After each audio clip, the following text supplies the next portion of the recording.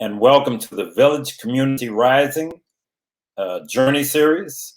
And we're talking about music and culture, and we'd like to welcome everybody. And tonight's guest is a very special guest that's near and dear to me, and we'd like to welcome none other than Julius Kimbrough to the show. What's up, Darrell? How are you? What's up, Doc? As we affectionately call Doc, because he was a pharmacist, so we call him Doc. Just Doc. Yeah. So, well, I was still mixing in the bar business. I was still mixing. You were still mixing. Yeah, that's true, man. That's true. So, for those of you who do not know, Julius Kimbrough is a legend amongst the musicians, and he is definitely loved in our culture, local culture, because he actually owned a couple of places actually, and we're going to get into both of those places, and where guys can express themselves musically via jazz and other things too. So we had a lot of different types of music there, but mainly jazz. And so welcome to the show, Doc. And first of all, and thank you for coming on and actually letting the people know, man, something. This is really an important part of history in New Orleans here, musical history. Well, thank you for inviting me, and I'm happy to be here. It's all about music, so. Oh yeah. And my whatever I can do to that. Mm-hmm. So even though you are definitely a New Orleanian, you were born elsewhere. Tell us a little bit about that coming up. Born in Selma, Alabama. Selma. And I got to New Orleans because of Xavier University, and I wanted to be a pharmacist, so I came to Xavier College of Pharmacy. Right. Long time ago. Yeah. Oh yeah. And then you had pharmacy. Well, after college. After college, I went to Chicago to work for Walgreens for 9 years. Mm-hmm. So I came back to New Orleans in 1971 to open my first drugstore. Right. Yeah, 29 years old and wife and 3 children. Yeah. I used to go to that drugstore too, but I didn't know I would be in your club later on in life, man. Well, you were a little boy. Yeah, I was a little boy then. I was like that. Yeah. But you were in the 7th ward, so right. That's where we're going to talk about that, the 7th ward, and how instrumental this. Actually, in New Orleans, even though we have different sections of the city, a lot of them are equally engaged in the development of the music scene. Okay. We have the Neville Brothers up there, way up in Uptown. We had Trinity, of course, legendary, And then we had the 6th ward. We had a lot of people in the 6th ward, which included Treme, and the 7th ward. So we had some great hall, what they call school hall concerts, the schoolyard concerts that they used to have coming up. School fairs. A lot of people had a chance to play school fairs. A lot of bands coming up. Yeah, so that was introduction in Gertown. Yeah, great time. Right off at the Joy Tavern, we called it JT. So that's where I was introduced to live jazz right there. Wow. But then when I got a bus ride, I went straight up Washington Avenue, Louisiana Avenue, Red Street. That's where the music was. I didn't know anything about the 6th ward, 7th ward at the time during those years. When I was a teenager, I was 17, 18, and I left here at 21. So all of my experience was mostly uptown. Yeah. Live music, yeah. What was some of the other clubs uptown? It had to be like Of course, the Dewdrop was up there. You know, Joy Tavern, Dewdrop. Dewdrop, of course, yeah. What were they now? You're making me go back now, but yeah, I mean, I can't remember all of those, yeah, but I remember hearing music up there. And then Masons also, you know. Oh yeah, Claiborne, you know. Yeah, Claiborne. So, yeah. Yeah, that was a great lot of music up there, you know. Great time, and that's what we kind of miss those neighborhood places, and then that's where that's why we have you on here, because you are one of the goats of modern jazz venue owners, and especially in the Seventh Ward. So I kind of relate that to the Dewdrop, really. Yeah. You know, of the Seventh Ward, because there was a lot of history there. And for those of you who just tuned in, we're talking to Julius Kimbrough, and we're talking about he's one of the supreme club owners in New Orleans, who has owned both the Showcase and Prime Example, and he ran them impeccably. And every musician loved to play at his clubs because he loved the music. Oh yeah. So we want to talk about where you started at with the Freys Club. The Showcase. Mm-hmm. Yeah, that was the Showcase. I happened to, my brother actually, and I started out together.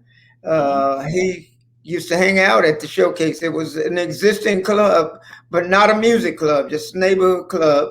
And he called me one day, and he said, the Showcase is for sale. What do you think? I said, let's do it. You know, the entrepreneur in me, I didn't know anything about running a club. But if you're an entrepreneur sitting around in bars, you watch the operations and develop ideas. If I own this is what I would be doing. You know, never in the wildest dream did I think I'd ever be in the bar business. I was strictly drugstores. I think I went on to have 4 drugstores at one time. But and I didn't have any idea about this, except that when my brother said the opportunity was there, I said, okay, let's try it. Let's go.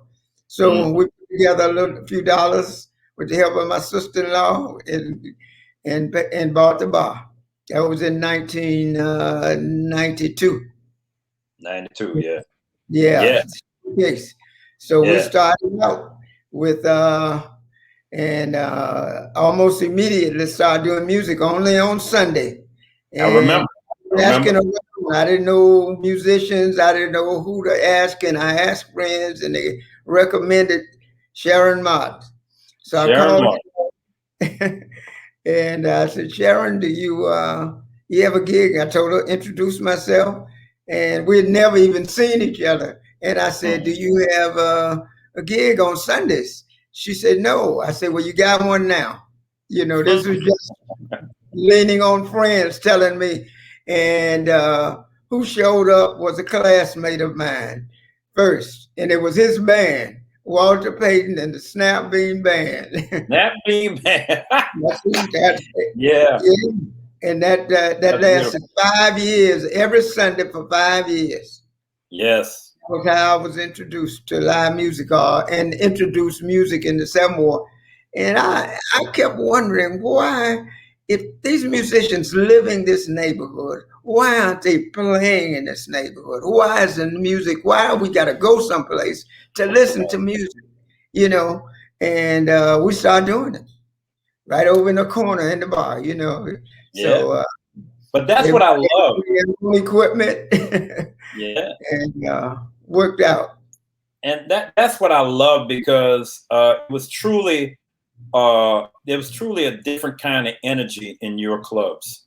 It was one of warmth, because first of all, I mean, certainly, you know, we wanted you to make a profit, but the bottom line is that you love the music first. And I think that because you love the music so passionately, I think that's what made the club so successful, you know? Well, that was my great interest, you know. I looked at it, if I can put out a great product, and that really is true in every business. And it happened to be a great love of mine. And I'm not a musician either. I played saxophone in high school, and but I put it down, in high school, and never picked the horn up again. I wish I had kept a horn, but I did not.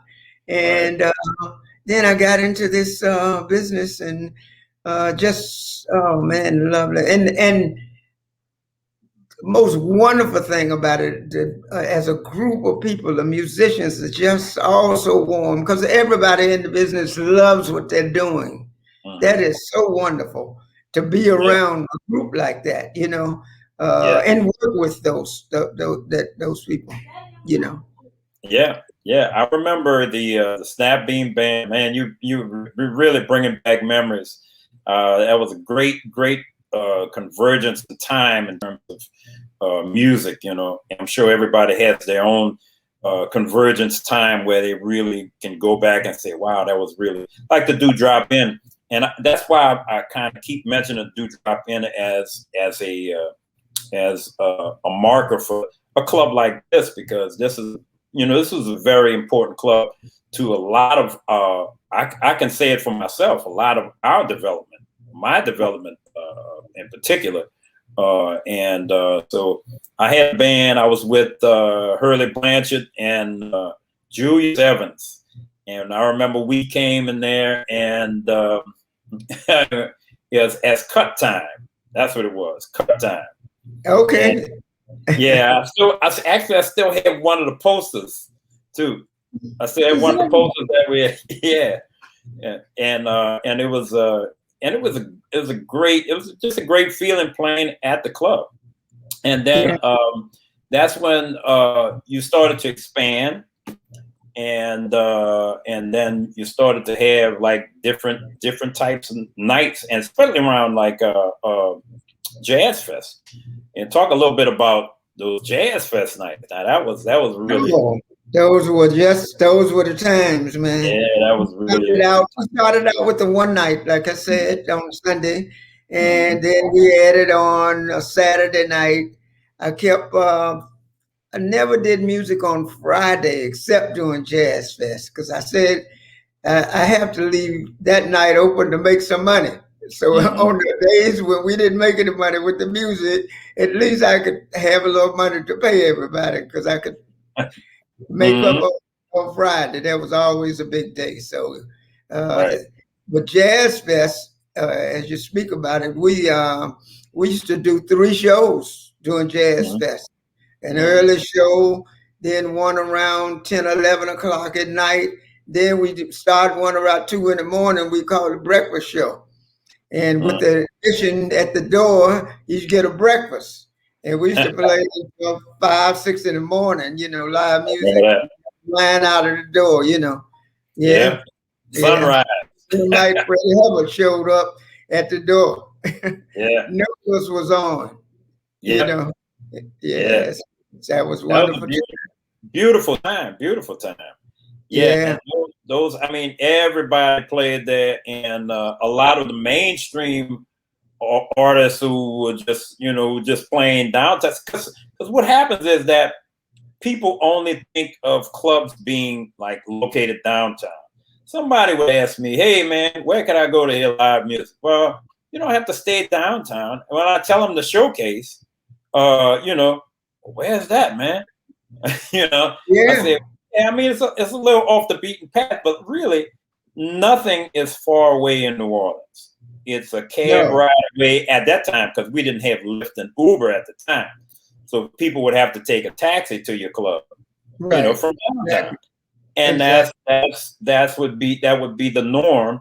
And eventually, it just caught fire. People just come to realize that this is a great neighborhood place.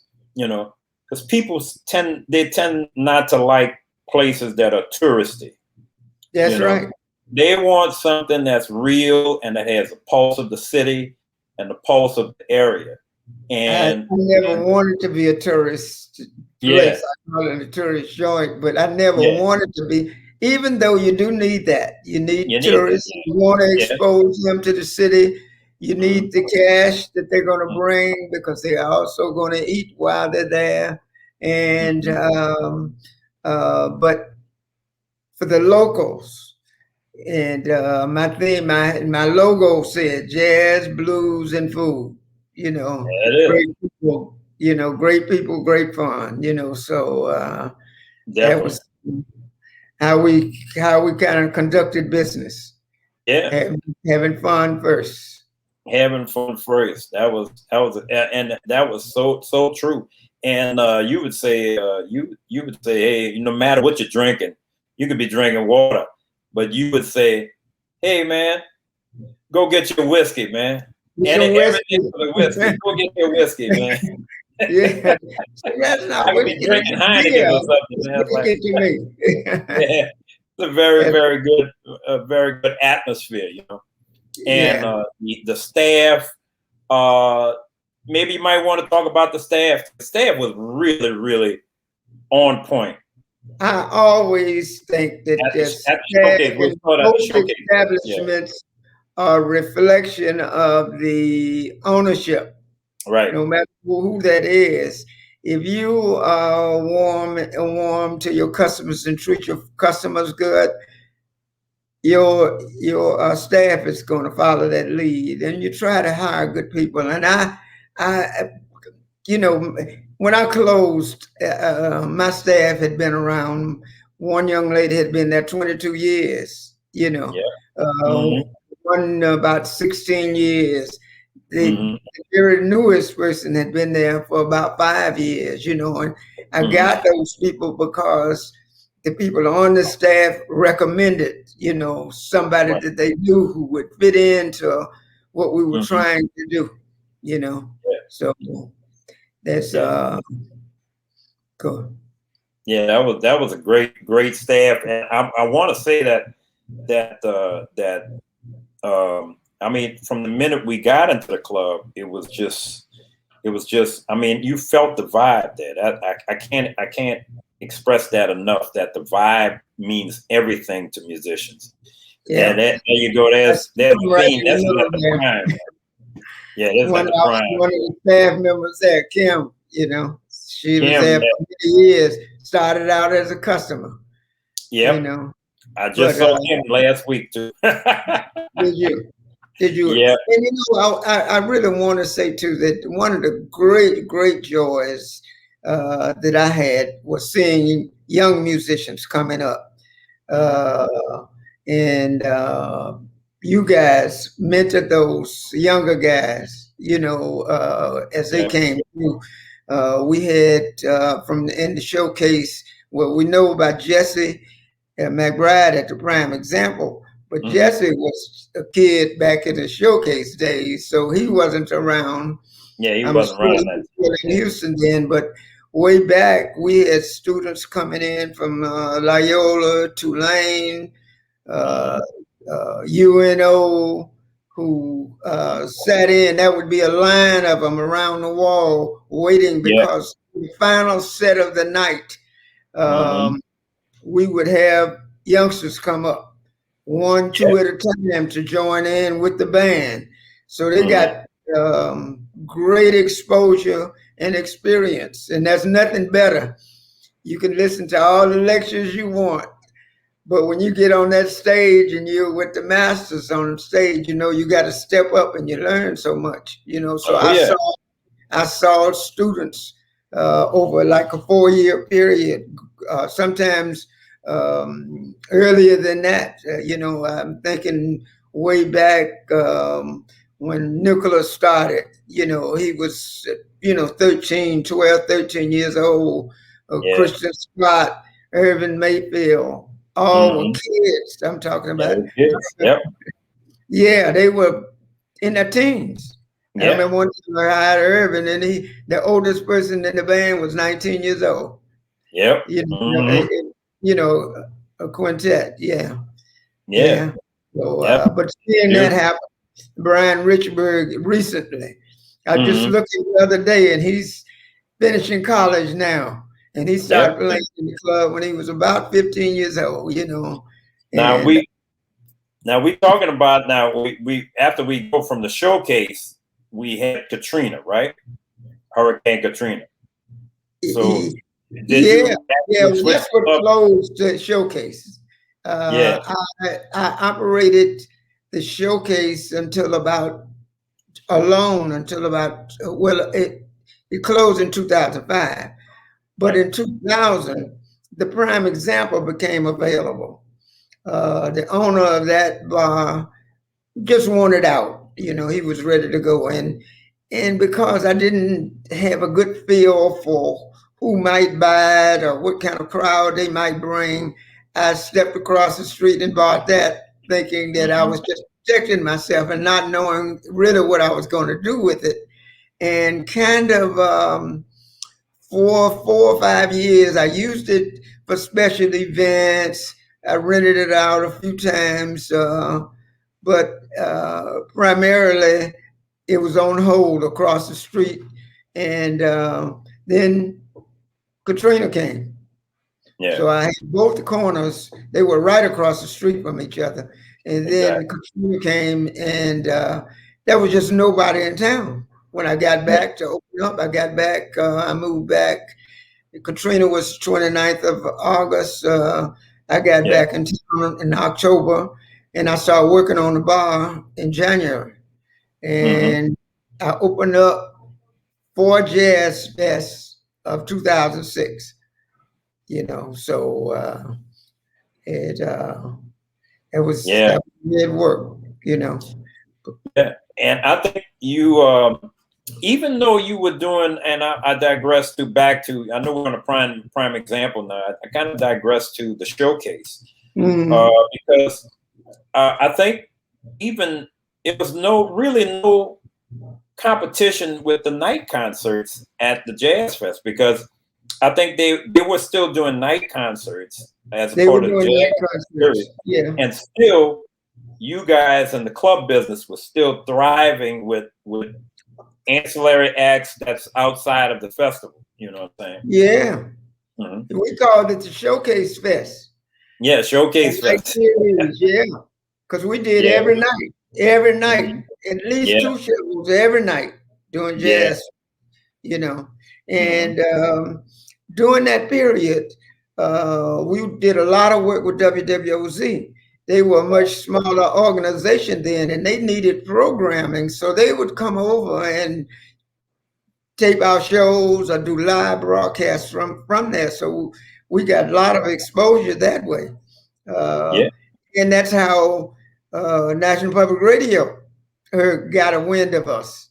They went to Winton, and they were getting these tapes with all this good music, and they had a representative, unbeknownst to me, to come in and check the place out. And then they asked Winton, what about the showcase? And of course, he was in New York. He didn't know anything about it, even though his brothers played there, you know. He didn't know anything. So they called me one day and said, this was 1996, and said, we've been listening to some great music coming out of your place. How would you like to host New Year's Eve for the Central Time Zone? I said, come on with it, you know. So we put on a wonderful show. That first year, we had Wes Anderson. And of course, he had most of Winston's band with him. He had Victor Goins and Hurley, and, you know, with him. That was just a wonderful show. And we killed the New York and the West Coast in ratings that night. And I thought that was it. They called me back about 6 months later and said, the staff won't go anyplace else. And he said, do you know what kind of position you're in? Do you know how large the Central Time Zone is? And I sure it goes all up, you know, Midwest, Chicago and all. He said, well, you know how many people want this show, but my staff would not allow us to go any place but the showcase again. So that year I had Donald Harrison. And of course, Donald came and had a great band. and of course he introduced the Indians, and and it was just fabulous, fabulous time, man, fabulous. It's beautiful, beautiful time, man. That's great knowledge, and a lot of people, don't really know that. For those of you just tuning in, we're talking to Julius Kimbrough, the previous owner of the Showcase and the Prime Example jazz clubs in New Orleans in the 7th Ward, my area where I grew up at. I went to St. Augustine High School. I'm proud to say it. A Purple Knight. Right there, because there was a donut shop right on the corner where McDonald's was. Exactly, directly across the street. Yeah, that's exactly when I was young. So it was very, very much a part of my neighborhood. These two clubs, and right across from each other. I mean, it was like a stroke of lightning. A lightning bolt hit, and you went from one side of the street to the other side of the street. Exactly. Yeah, and then Pampers was open at the time. Yeah, Pampers too. Yeah, he was about three doors down, and he was doing some music with Michael Ward at the time. That's So it would never conflict. Everybody would kind of frequent every club. I would, if you go from Pampers, you come to the Showcase. You go to the Showcase, a Prime Example. You come back to Pampers, whatever, And it was really a great scene. Exactly. We were, I know, in the mid '90s. I think we were playing. It even had even further out in the closer to the 8th Ward. I was playing with Hurley Blanchard and Don Ramsey with over at Butch's place, Butch Beverly's. Yeah, and we would do Sundays over there. Right. So this is what I liked about those neighborhood clubs. I mean, it was just something that was just so unique about each and every one of them. Yeah. Each one of those clubs had a character, and that's your club certainly had a theme throughout it. I didn't. In other words, after I went over to the Prime Example, I was saying, man, we show Mr. Showcase, but no, you just picked it up right at the Prime Example. You picked up right where you started. Opened up over there. Yeah, and it worked out really, really well. I had a decision to make about those clubs coming back. There was just absolutely nobody here after Katrina, and just for financial reasons, the Prime Example worked out. But the acoustics in the building worked out really well. And for the number of people who were here in the city immediately after the storm, it worked out good for sounds. I mean, for size and the number of people who were available to come in, So I really enjoyed it. I was just thinking just now that during the early days, Bally Boat was open, the gambling boat out there, and they would have entertainment. And I remember Earth, Wind, and Fire, and those guys would drop in. Like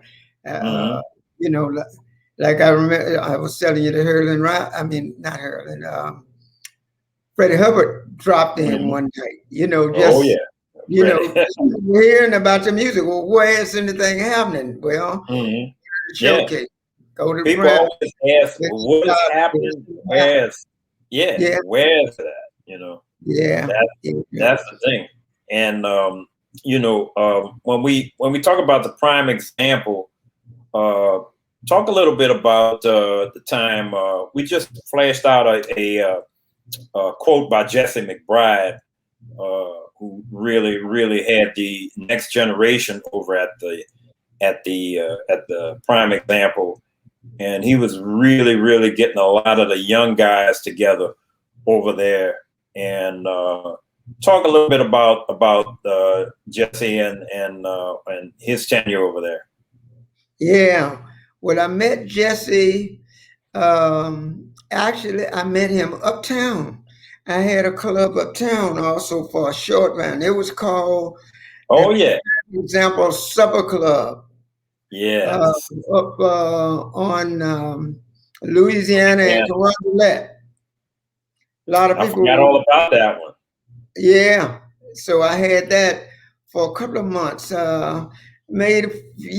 Just made a mistake. Too ambitious up there. It was a great space, but just I had 3 clubs then, trying to maintain, and and the showcase was the one making downtown was the one making the money, and the one uptown was kind of draining that because I was trying to do too many nights. It's what it was. It was a good sized place, and quite frankly, I should have used it as a hall just to maintain the space and music sometime. But I was really ambitious in trying to do 4 or 5 nights up there, 4 or 5 nights downtown. It didn't last but a couple of years, so didn't explore. That was one of those. But every businessman has those kind of days, Some you win some, you lose some, and that was one of those. But it was a beautiful, beautiful space. Yeah, you got to find out what works and what doesn't. So I mean, it was just one of those things. But yeah, it was just something that was unique. And I played. I forgot all about that place, Doc. And used to be called something else, a few things. Nightcap, Kilimanjaro. His family owned it. Big Chief, Doucette, Big Al. His brothers, his brothers. There were 3 of them that owned that club. And I'm not calling the name right now, but this is way back then. But Jesse, I met him up there. He would come in because he was up at Loyola, and he would come in on Sundays for the brunch set, and sometimes play piano. But once I went back downtown, he came down and he said, "I got these guys in the next generation. I'd like to have a night." He said, "What do you got available?" I said, "Nothing really, Jesse." He said, "Give me a night, just an off night, any night, you're not doing nothing." And I said, "Well, what about Tuesday night?" He said, "Okay." He said, "We'll just play, and whatever we can make, on the door, we'll just do that." I said, "Because I can't afford another night." He said, "Well, we'll just do some music, and I want these young guys to start playing." I've seen some wonderful musicians come through Jesse's band and his efforts. They were there also. That was another one of those 5-year stints. I was just looking at a list of young musicians. Joe Dyson came through that band. Joe was about 15 when he started in high school. That's right. John Michael Bradford. Brian Richburg, Amina Scott. Amina Scott. I love him. Love playing with me. Royal, Ryan Hansler, Rex Gregory. A lot of just on and on and on and on, man. Just so many. Yeah, it's a beautiful. Yeah, and all due to you, Doc. All due to you, because you were the you were the glue that held a lot of that together. Well, and those guys came back. I mean, Christian Scott is another one who years later would come in and just sit in with those young guys.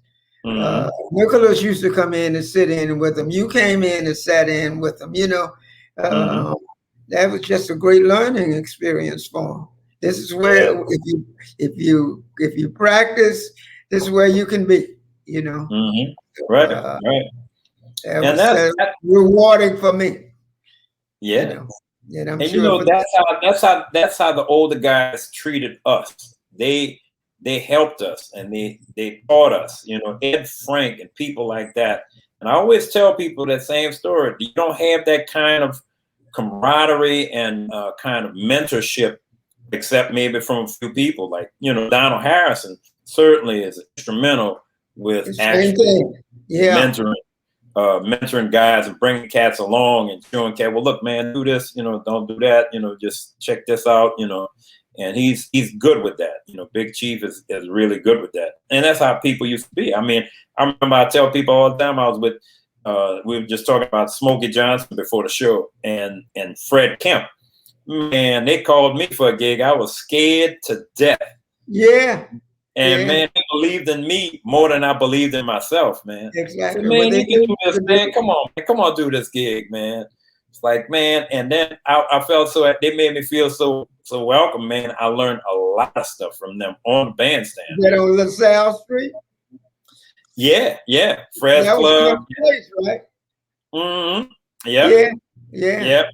Well, he was one of the guys I met at JT's, because that band was Red Tyler, Alan Toussaint, Ed Frank, Smokey Johnson. The vocalist was wasn't Jermaine, huh? No, but I saw Jermaine during that period, and she might have come in sometime, but this lady left and went to California and did really well. It wasn't Sandra Booker?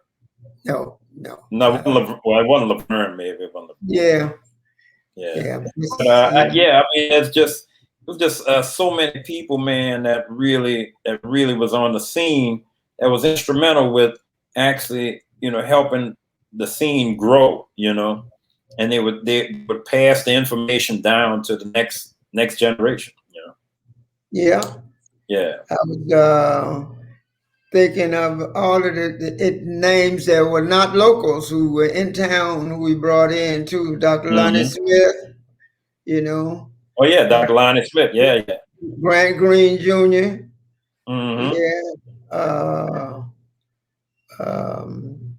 Tane.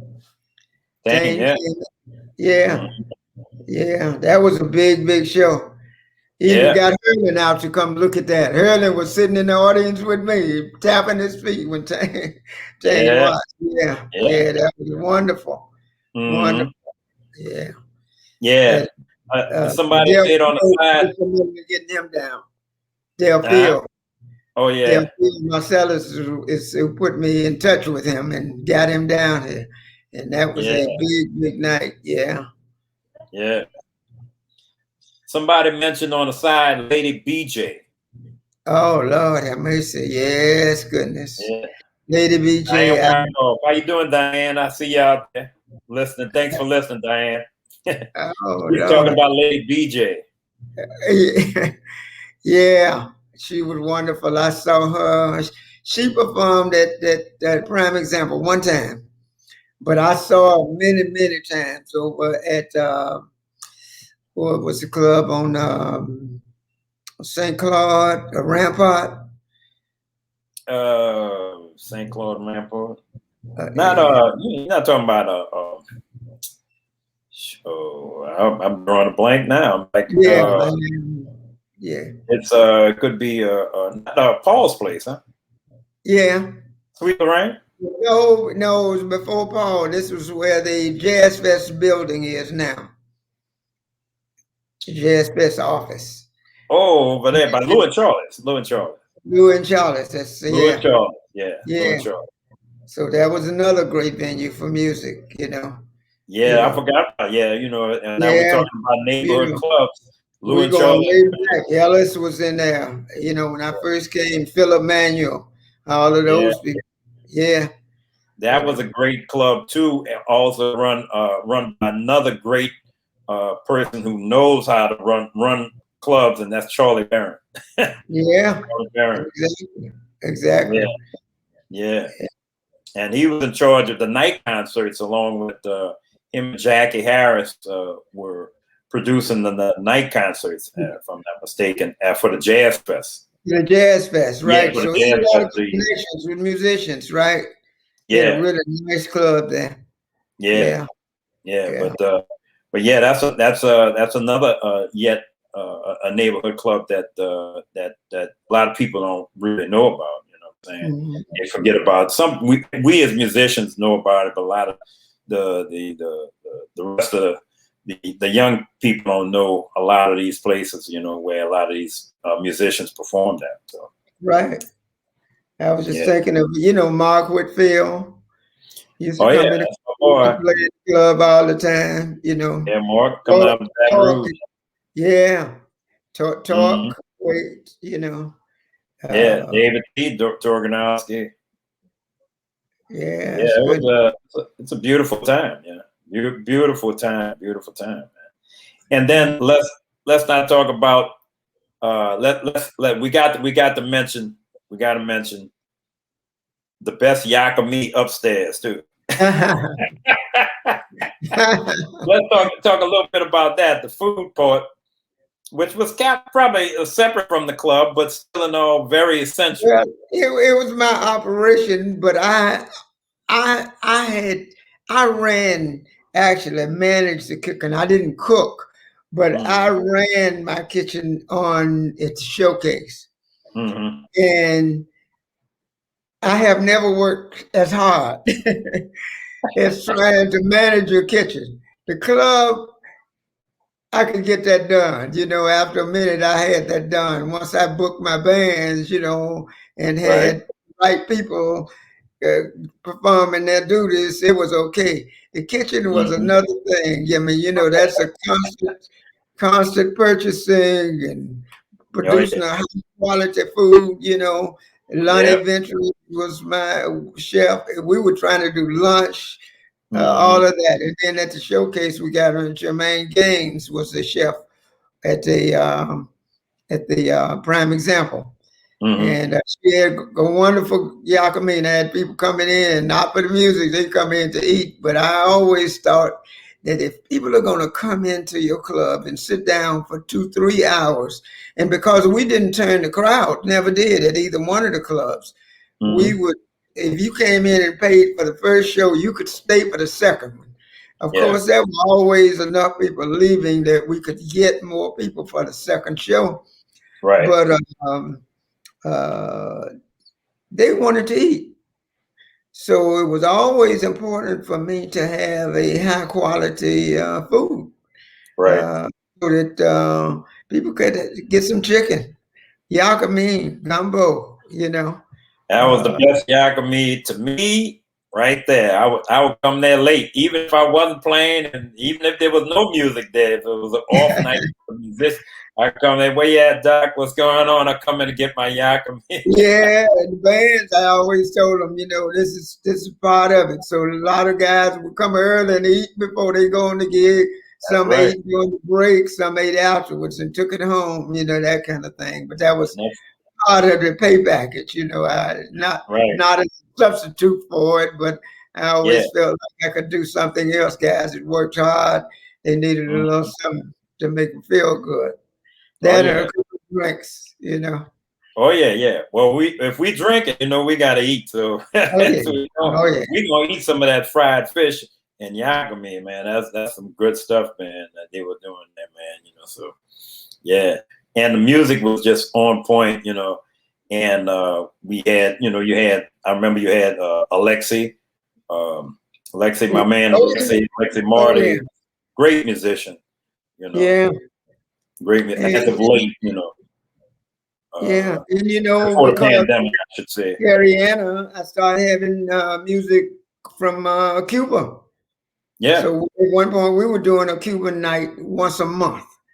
And we had bands coming in from Havana, and I'm not so sure if that's around the time that I met Alexi, but during that period, I'm sure. But then he became a really regular with everybody, So I can't even.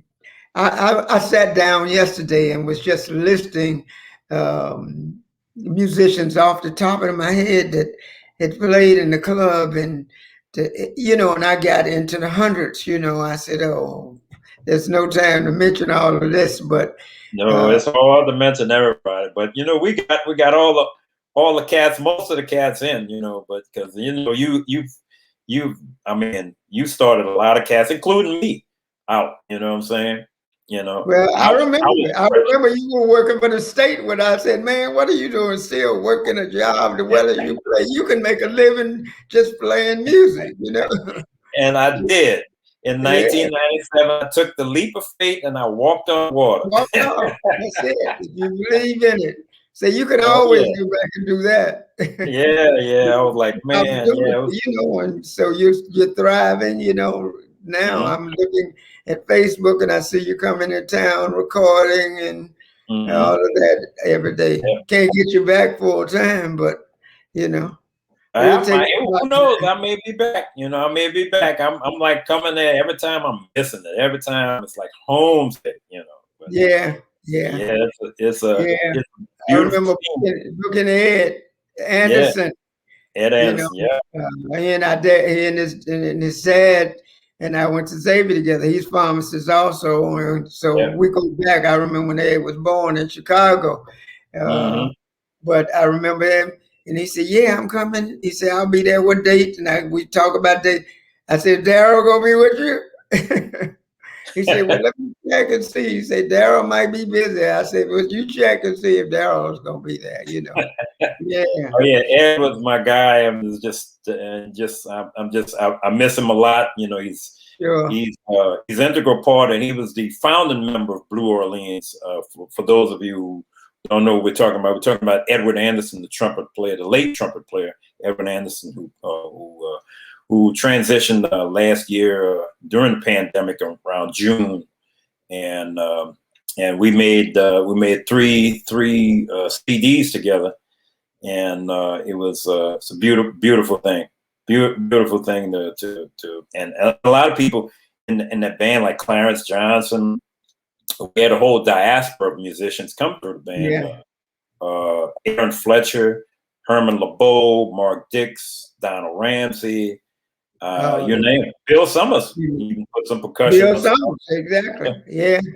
And later on, we had some of the Houston guys. Once we moved here, we had some LA guys. We had some move. After Katrina, we finished the second record, and then we had the other guys from Houston, like Mark Dixon and Chris Walker from Al Jarreau's band, contribute to the record too as well. But yeah, it's really good to have that on the scene too, because we were trying to do things that were a little bit different from normal quintets, but thanks to you, Doc, that a lot of us, you helped a lot of us grow and develop, and that's what we have. We just want to thank you, right now, while we able to thank you, you see us, what I'm saying? So you see us on the scene, and the pandemic gave me a chance to kind of relax for 10 months, and even after 10 months, we didn't know when we were going to get back, especially live music, and I wasn't just going to open up for the sake of having a club. I wanted music, and until about less than a month ago, that still wasn't happening, So. And I had that big birthday last January, and so I made 80, on 11th of January last year. And then sitting out for 10 months, I said, this feels pretty good, So I decided to hang it up, but I miss it. But something I'm looking at right now? A lot of people are doing jazz now. You're seeing it on Frenchman Street, other than Snug Harbor. Snug was my place to go to listen to music other than my place. But Jason used to come over by me, because he loved it. Loved the atmosphere. It was so different from what he was doing. But I loved to go there because I was always going to hear you knew you were going to hear some great music there. But I'm seeing it, Roy Frenchman. I'm seeing it up on St. Charles Avenue. Hotels have booking live jazz. On the Train Hotel, Yeah. And then in the Marinade, we're seeing music, and that was not normal. That's abnormal, quite frankly. That wasn't happening, No, but I think that people saw that it could work, and they're musicians, you know, and were hanging out at the prime example. Yeah. And so, you know, but I'm happy. I went to see my first show. Actually, the first show that I had to cancel when the pandemic started was Nicholas Payton. He was going to play that Thursday night. I think it was somewhere around the 18th or 17th or something like that of March. And then Topsy Chapman was the next night. You had to cancel that. Wow. But it just happened. I went to Tippertina's about a month ago, 3 weeks ago, and they booked Nicholas. Now you know there was no jazz at Tips. You know, they played music, but it wasn't jazz. I went up there and they had seating and all of that. And I remember many years ago, I went to Tips and you were standing in a big crowd and so forth, which wasn't anything, you know, but it's interesting to see how it's spreading. And I'm glad of that. I'm glad the guys have more venues to work at and the music's getting greater exposure.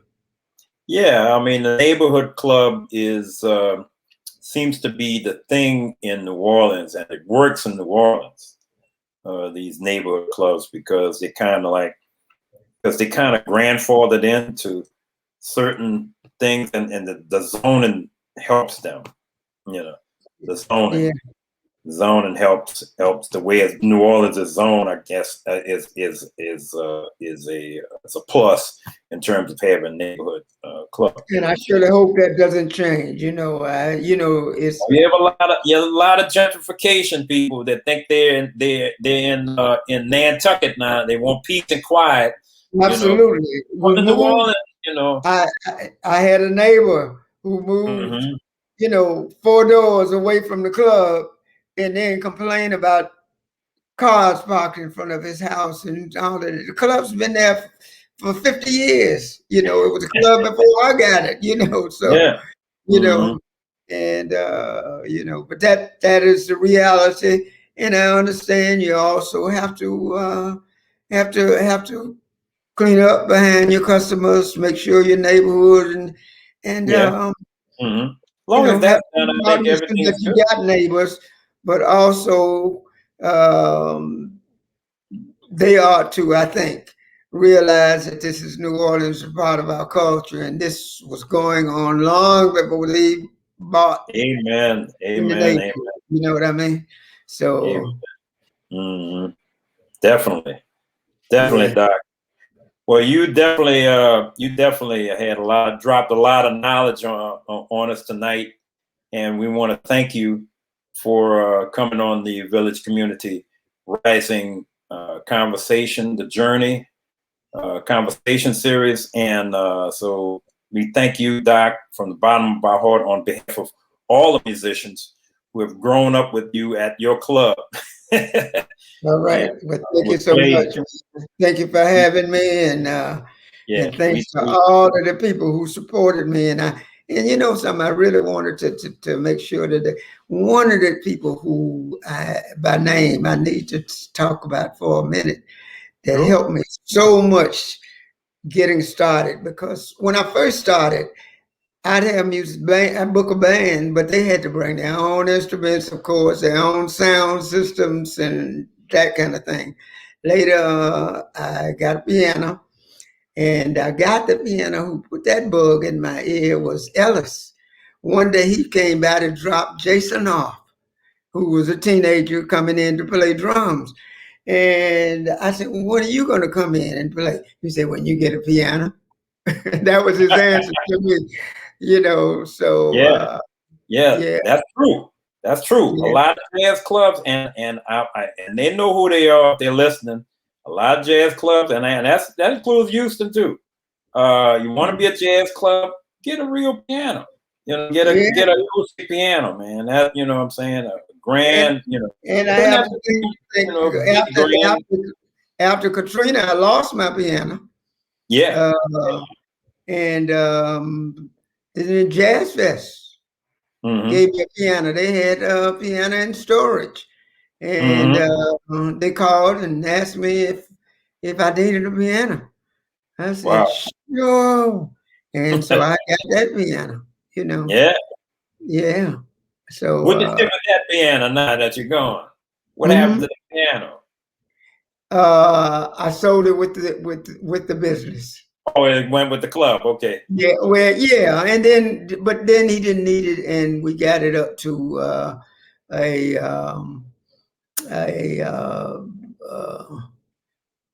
young man who's teaching some students. Okay. And off the top of the hand, I'm not thinking of the name this minute. Just yeah. So it's still in use. Still in use. Right. I was thinking of that first piano too. I was talking one night and I was wondering where I could buy one. Larry Siebert is a person who helped me find that first one. That I had a Yamaha C7. Yamaha C7. That's right. Yeah, we went across the lake. A friend of his owned a music store, a piano store across the lake, and we went across there and I bought a piano. Yeah. And Ellis is the one prompted me to do that. And Herlin got me on the drums. Herlin told me, he said, Doc, he said, it's been a long time since I carried drums around. And yeah, we don't carry equipment around. It just you know, but I started to pick up this conversation because one of the people who, once I started to book in bands, often was Noel Carter. And Noel was in the sound business and he had some equipment. And Noel started to come in and just help me, volunteer and helping me with the sound. So then I got to a position that the bands didn't have to bring in their sound system because of that, you know. Right. And you know, we were using some of his equipment at first, then I bought some, and if I needed some extra, he brought some other. So I wanted to make sure that I mentioned Noel. He was really, really, really, really very helpful. Definitely.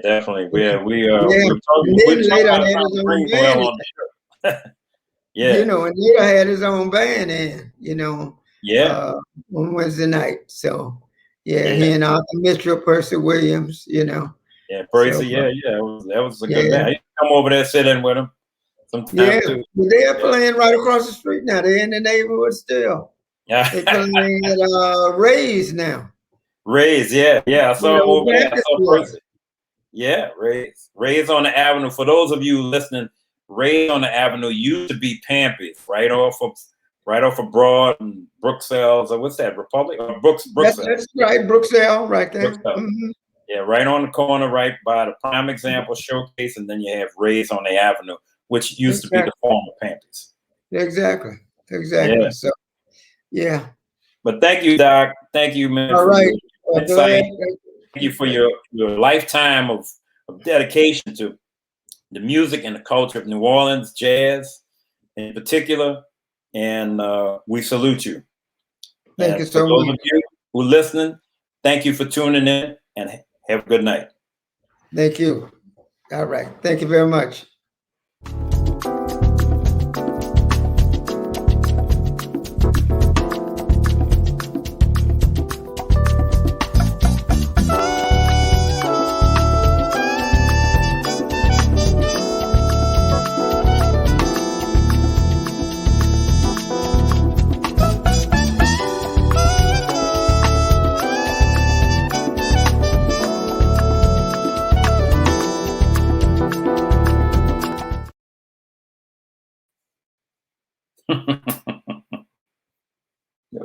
Yeah.